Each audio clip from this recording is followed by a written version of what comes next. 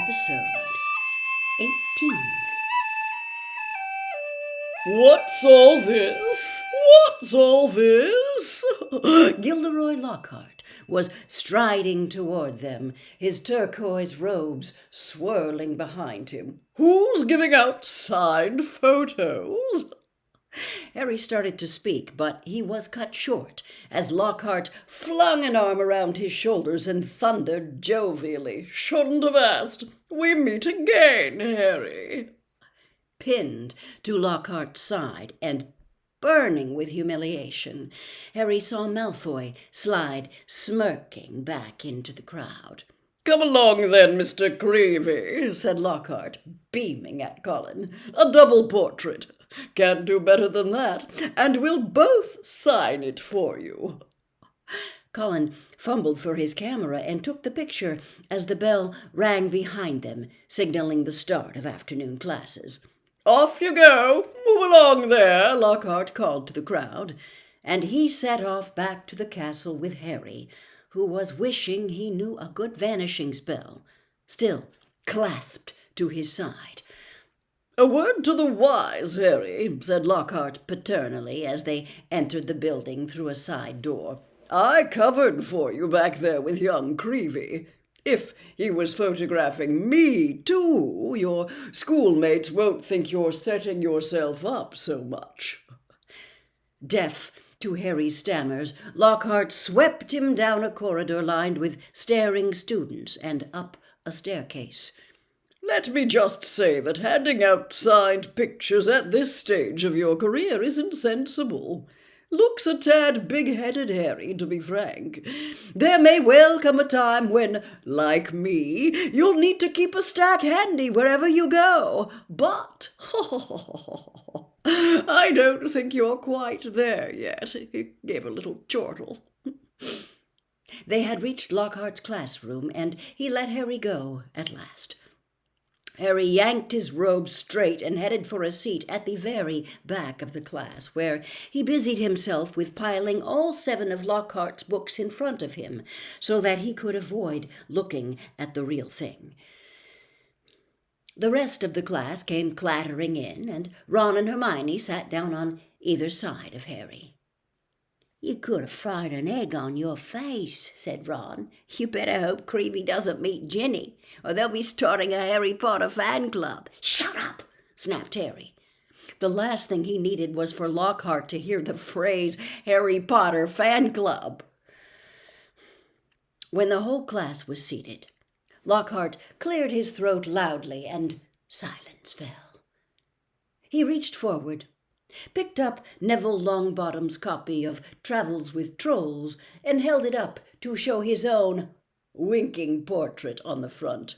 Me, he said, pointing at it and winking as well. Gilderoy Lockhart, Order of Merlin, 3rd class, honorary member of the Dark Force Defense League, and 5-time winner of Witch Weekly's Most Charming Smile Award. But I don't talk about that. I didn't get rid of the Bandon Banshee by smiling at her. He waited for them to laugh. A few people smiled weakly. I see you've all bought a complete set of my books. Well done. I thought we'd start today with a little quiz. Nothing to worry about, just to check how well you've read them, how much you've taken in. When he handed out the test papers, he returned to the front of the class and said, "You have 30 minutes. Start now." Harry looked down at his paper and read, 1. What is Gilderoy Lockhart's favorite color? 2. What is Gilderoy Lockhart's secret ambition? 3. What, in your opinion, is Gilderoy Lockhart's greatest achievement to date? On and on it went, over 3 sides of paper, right down to 54. When is Gilderoy Lockhart's birthday, and what would his ideal gift be? Half an hour later, Lockhart collected the papers and rifled through them in front of the class. Tut, tut. Hardly any of you remember that my favorite color is lilac. I say so in Year with the Yeti. And a few of you need to read Wandering with Werewolves more carefully. I clearly state in Chapter 12 that my ideal birthday gift would be harmony between all magic and non-magic peoples, though I wouldn't say no to a large bottle of Ogden's Old Fire Whiskey. He gave them another roguish wink. Ron was now staring at Lockhart with an expression of disbelief on his face. Seamus Finnegan and Dean Thomas, who were sitting in front, were shaking with silent laughter. Hermione, on the other hand, was listening to Lockhart with rapt attention and gave a start when he mentioned her name. But Miss Hermione Granger knew my secret ambition is to rid the world of evil and market my own range of hair care potions. Good girl. In fact, he flipped her paper over. Full marks. Where is Miss Hermione Granger? Hermione raised a trembling hand. Excellent, beamed Lockhart. Quite excellent.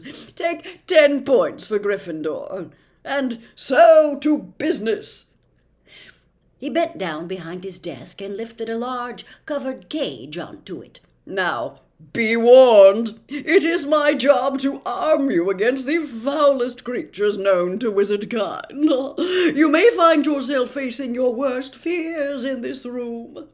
Know only that no harm can befall you whilst I am here. All I ask is that you remain calm. In spite of himself, Harry leaned around his pile of books for a better look at the cage. Lockhart placed a hand on the cover. Dean and Seamus had stopped laughing now. Neville was cowering in his front row seat. I must ask you not to scream, said Lockhart in a low voice. It might provoke them. As the whole class held its breath, Lockhart whipped off the cover. Yes, he said dramatically, freshly caught Cornish pixies. Seamus Finnegan couldn't control himself. He let out a snort of laughter that even Lockhart could not mistake for a scream of terror. Yes, he smiled at Seamus.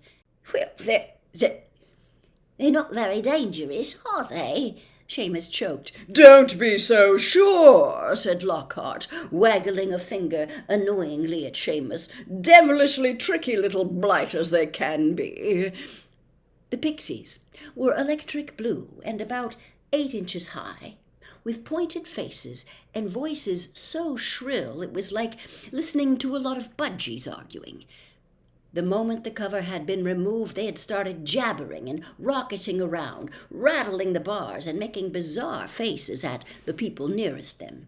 Right then, Lockhart said loudly, let's see what you make of them. And he opened the cage. It was pandemonium. The pixies shot in every direction like rockets. 2 of them seized Neville by the ears and lifted him into the air. Several shot straight through the window, showering the back row with broken glass. The rest proceeded to wreck the classroom more effectively than a rampaging rhino.